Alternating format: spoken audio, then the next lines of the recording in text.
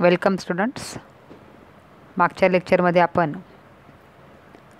Activation energy किंवा enzyme action हा भाग पाहिला होता. तर आजच्या लेक्चरमध्ये आपल्याला एन्झाईमचं क्लासिफिकेशन आणि त्यांचं नॉमेनक्लेचर हा भाग पाहायचा आहे. Enzymes are divided into 6 classes. Each is with 4 to 13 subclasses and they are named according by 4 digit number. क्लासिफिकेशनमध्ये enzymes जे आहेत त्यांचे महत्त्वाचे 6 क्लासेस आहेत आणि त्या प्रत्येक क्लासेसचे परत काही सब क्लासेस पाहायला मिळतात.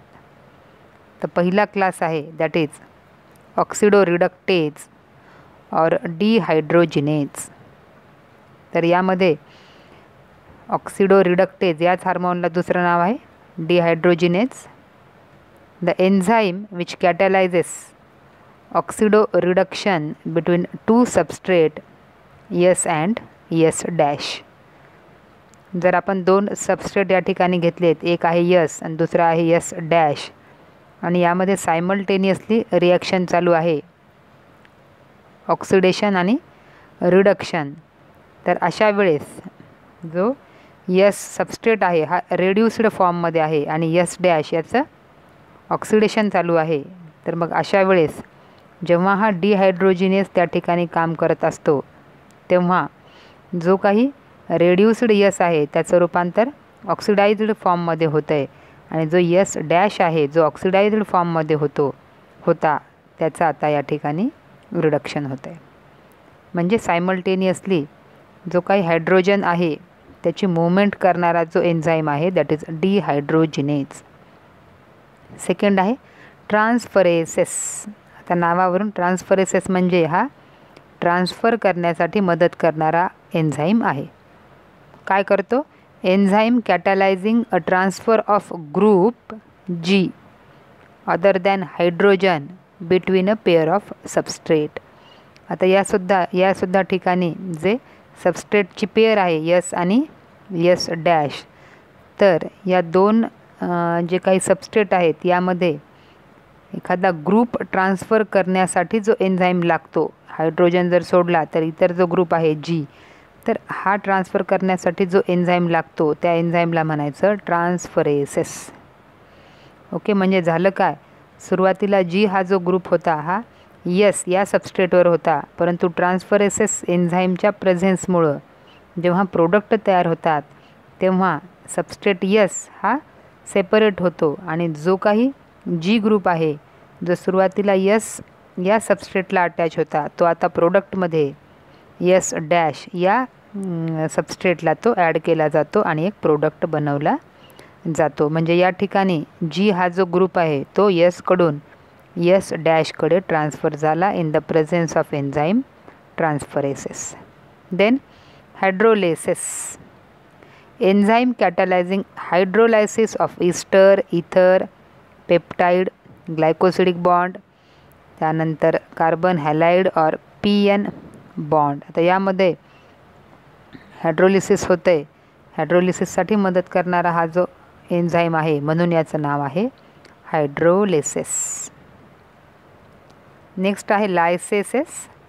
दिस enzyme that catalyse removal of groups from the substrate by mechanism other than hydrolysis leaving double bond. आता या ठिकाणी लायसेसेस हा सुद्धा काही ग्रुप रिमूव्ह करण्यासाठी वापरण्यात येणारा एन्झाईम आहे, परंतु या ठिकाणी हायड्रोलायसिस न होता, वॉटर मॉलिक्यूल ब्रेकडाऊन न होता डबल बॉन्ड स्ट्रक्चर तसंच राहते आणि एखादा ग्रुप रिमूव्ह केला जातो तेव्हा त्या एन्झाईमच्या ॲक्टिव्हिटीला किंवा त्या एन्झाईमला लायसेसेस असं म्हणतात. आता या ठिकाणी बघा, कार्बन कार्बन एकमेकांना अटॅच आहेत आणि या कार्बनवर X आणि Y हे दोघे 2 वेगवेगळ्या कार्बनवर अटॅच आहेत, परंतु जेव्हा लायसेसेसची ॲक्शन झाली तर त्यावेळेस हा जो X आणि Y हे जे ग्रुप आहेत हे सबस्ट्रेटपासून रिमूव्ह केले जातात आणि कार्बन कार्बन यामध्ये डबल बॉन्ड शिल्लक राहतो आणि X आणि Y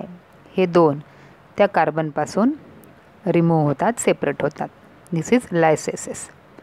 आता लायसेसेस आणि हायड्रोलायसिस, या दोघांमध्ये रिॲक्शन जवळपास सारखीच आहे, परंतु तिथं हायड्रोलायसिस होणं आवश्यक आहे, इथं हायड्रोलायसिसची आवश्यकता नाही. Then isomerases, it include all the enzymes catalysing interconversion of optical, geometric and positional isomers. जे काही वेगवेगळे आयसोमर्स आहेत, आयसोमर्स म्हणजे काय, इम्पेरिकल फॉर्म्युला सेम येतो परंतु स्ट्रक्चरल फॉर्म्युला हा डिफरंट ज्यांचा येतो, अशा घटकांना आयसोमर्स असं म्हणतात. आणि ह्याचे आपल्याला 3 प्रकार पाहायला मिळतात, ऑप्टिकल, जिओमेट्रिक आणि पोझिशनल आयसोमर्स. तर या आयसोमर्समध्ये इंटरकन्व्हर्शन, एका कंपाऊंडचं रूपांतर त्याच्या आयसोमरमध्ये करण्यासाठी इंटरकन्व्हर्शन असं म्हणतात. जो एन्झाईमचा ग्रुप हा वापरला जातो, दे आर नोन ॲज आयसोमरेसेस.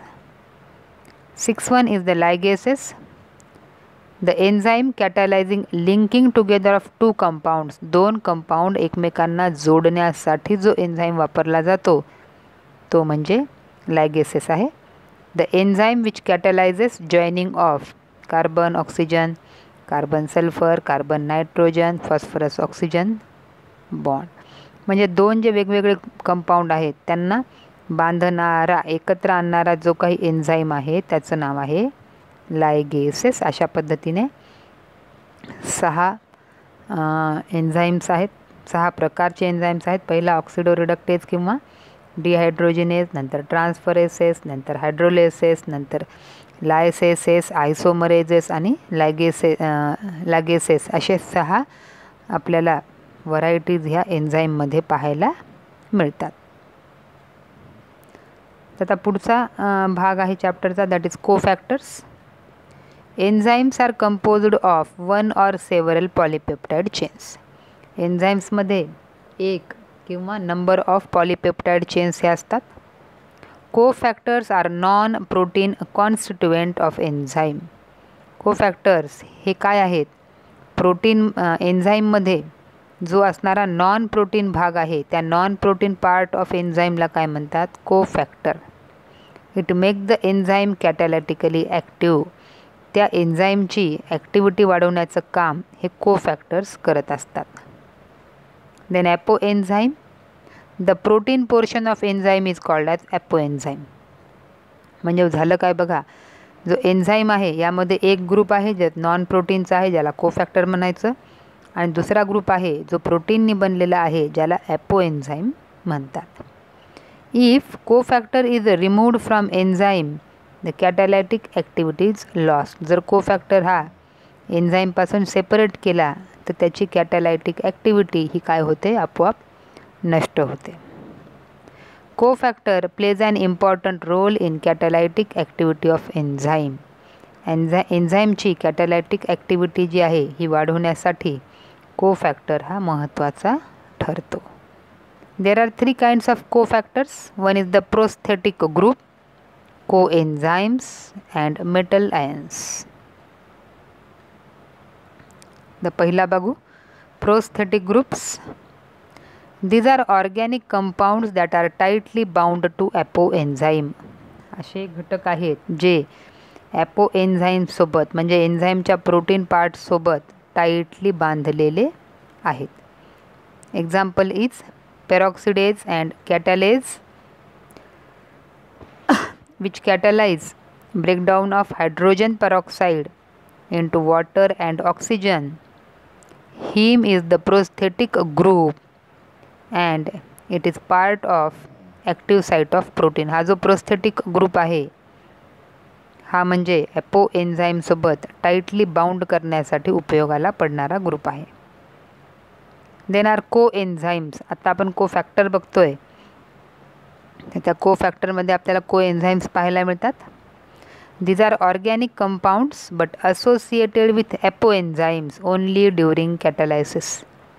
कोएन्झाईम्स हे असे एन्झाईम्स आहेत जे कॅटलायसिसच्या प्रोसेस वेळा ॲपोएन्झाईमसोबत बाइंड होतात. Coenzymes serve as a cofactor in number of different enzyme catalysed reaction. बऱ्याच वेळा हे कोएन्झाईम कोफॅक्टर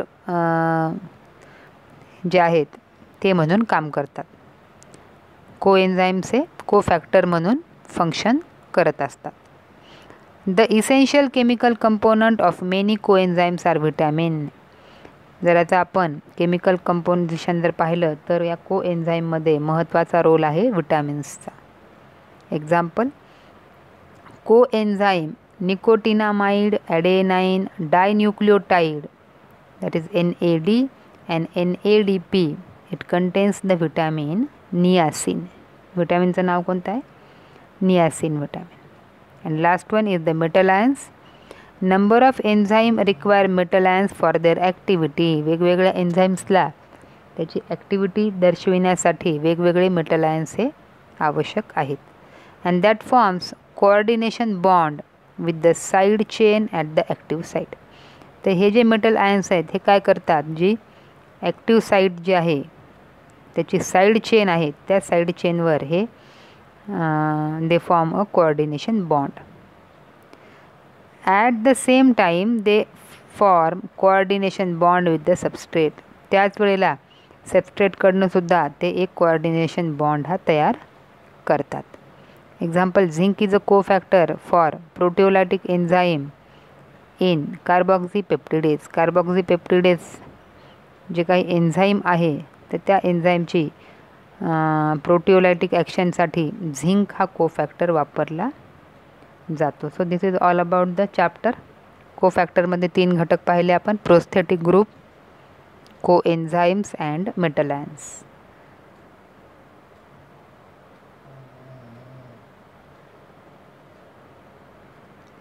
याशिवाय या चॅप्टरमध्ये आपण structure of protein, lipids, carbohydrates हा भागसुद्धा पाहिलेला आहे. तर तुम्हाला एक करेक्शन करायचं आहे. लेक्चर 3मध्ये आपण जे हेटेरोपॉलिमर सांगितलेत त्यामध्ये आपल्या चुकीने एक्झाम्पल चिटिन हे सांगण्यात आलेलं आहे. तर एकच एक्झाम्पल आहे, दॅट इज हायल्युरोनिक ॲसिड. आणि चिटिन जे आहे हे एक्झाम्पल ऑफ होमोपॉलिमर आहे. So please do correction and sorry for that. So this is all about the chapter, ज्यामध्ये आपण प्रोटीन, लिपिड, कार्बोहायड्रेट यांचं स्ट्रक्चर पाहिलं, त्यामध्ये असणारे वेगवेगळे बॉन्ड पाहिले, मेटाबॉलिक ॲक्टिव्हिटी पाहिल्या आणि वेगवेगळ्या बॉडी ॲक्शन्स किंवा ॲक्टिव्हिटी, एन्झाईम्स कसे काम करतात हा भाग आपण इथं कंप्लीट केलेला आहे. So here are some questions. Solve them and thank you.